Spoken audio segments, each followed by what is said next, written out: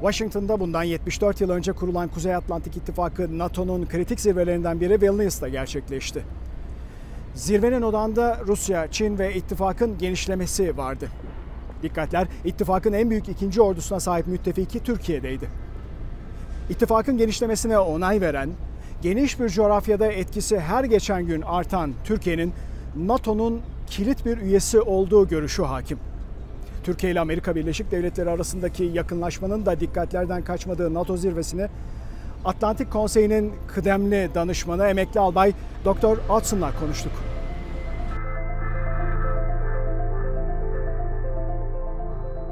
I think it's a fascinating time for the alliance. It's an era of real potential for progress in the alliance. Last year was a year of crisis as we struggled to find out not just would Russia successfully wipe Ukraine off the map, but how would the alliance send enough weapons, send enough ammunition, and have political unity in order to support Ukraine? I think it's functioned, right? So even though Ukraine's not a member, the alliance has protected its members by protecting Ukraine. And I think that this is created an era of potential progress and optimism. So I'm upbeat. I'm glad they're doing this in Vilnius, which is so close to the threat from the east. And I'm glad that Turkey is there. I saw that not only is Erdogan in Vilnius, but also there's some Turkish Air Force equipment that are part of the security arrangements for the alliance meeting, their airborne warning and control aircraft and so forth. So it's an important page being turned for the NATO alliance. Turkey's importance is of a whole nother degree when we talk about Eastern Europe and the Black Sea region, because there, if there is no Turkey in NATO, there is no deterring Russia.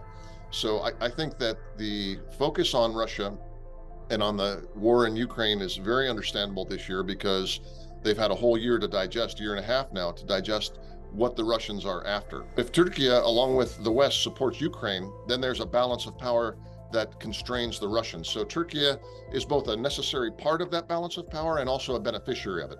Turkey, with regards to great power competition in Asia, is less of a central player, right? So the issues with China, certainly from a Western perspective, Turkey is a good country to have on our side with regards to China, because its engagement in Central Asia, its engagement economically, diplomatically, and to some extent militarily in Africa, its good relations now with the Gulf. So Turkey's a good balancer when we're talking about avoiding Chinese hegemony in other regions.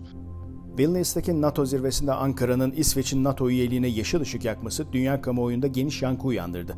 Ancak Cumhurbaşkanı Erdoğan nihai onay için özellikle İsveç'in üzerine düşeni yapmasını istiyor. Dr. Outzen, Ankara'nın İsveç'in üyeliğine nihai onay için şartların yerine getirilmesini bekleyeceğini belirtti. I think that they knew that there was some sort of a deal that had to be win-win for both sides. They knew this in the works. So if you know that ultimately it's heading in that direction, Ankara needed to see two things. It needed to see better counter-PKK enforcement now that Sweden's new laws against PKK fundraising and propaganda and recruitment have come into effect. It needed to see some progress there, and it needed some signal, some wink of the eye from Washington that there'll be progress on F-16s, which, whether we want it to be linked or not, was linked by Washington. I think both of those happened, and that triggered the readiness to make a near-term statement. The optics of that and the atmospherics of that are very positive. So I think from that perspective, it made sense.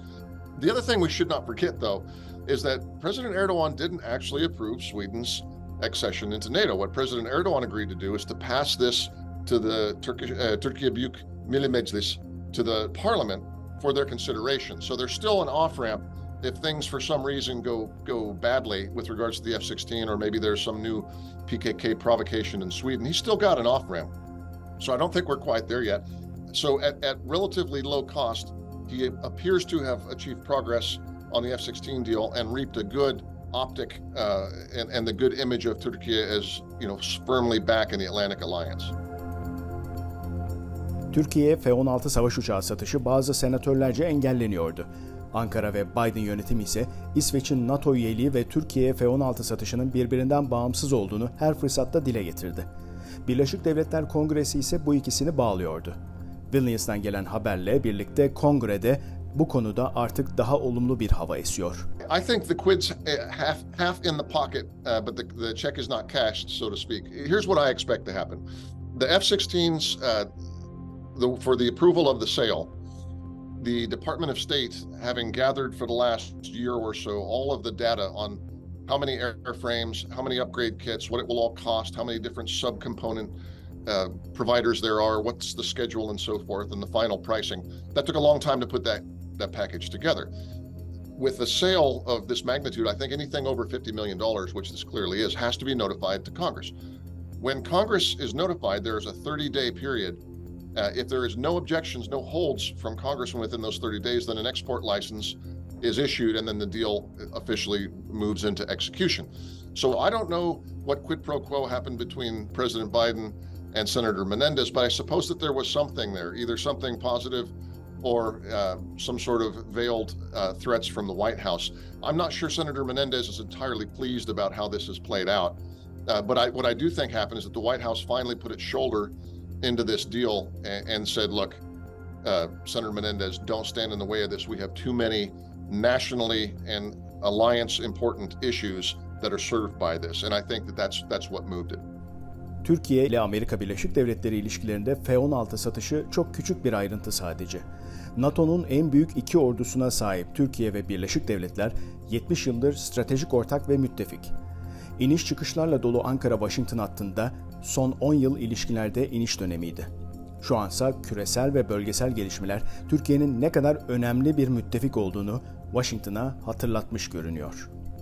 I think Russia's expanded invasion of Ukraine changed the atmosphere dramatically. If we look back 2 or 3 years ago, Washington's view was that, remember in 2020, so 3 years ago, Turkey fought in 2 or 3 wars, right? So there was fighting against the Hezbollah, the Russians, and the Syrian army in Idlib. There was fighting in Libya. There was fighting in the Caucasus.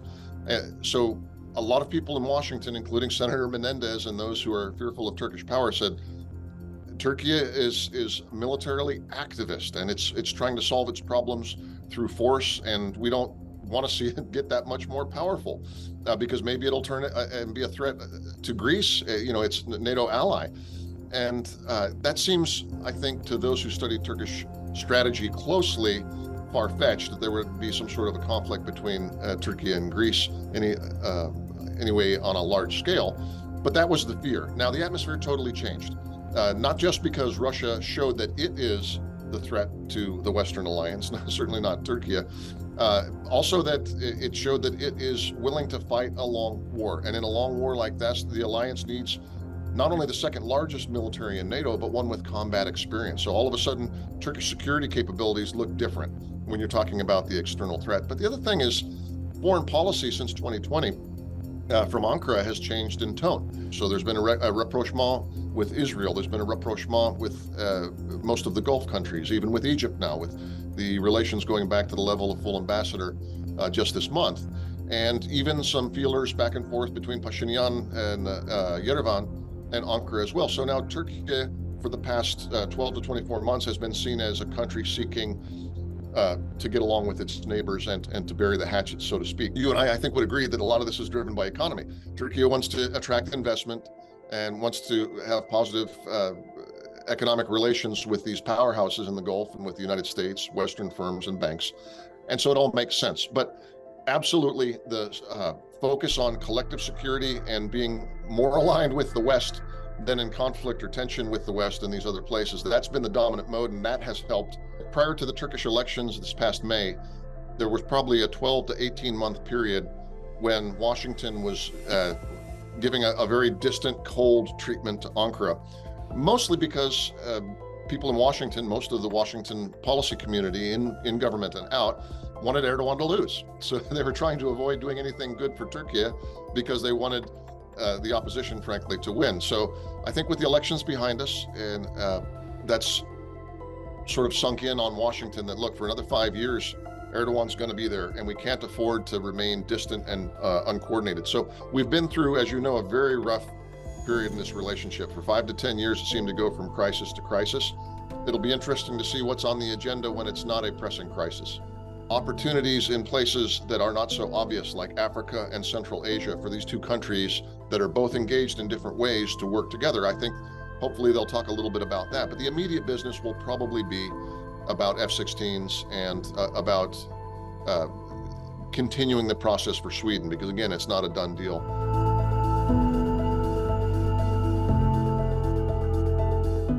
Türkiye ile Birleşik Devletler ilişkilerindeki ivme NATO Vilnius zirvesinde kendini gösterdi. İttifakın en büyük iki ordusuna sahip Türkiye ile Amerika Birleşik Devletleri'nin aynı gözle bakmadığı konular hala olsa da bunların aşılması için yoğun temaslar devam ediyor. Doğu Akdeniz, Karadeniz, Balkanlar ve Orta Asya'ya kadar uzanan geniş bir coğrafyada etkisi günden güne artan Türkiye'nin stratejik önemi Washington'da daha sık dile getiriliyor.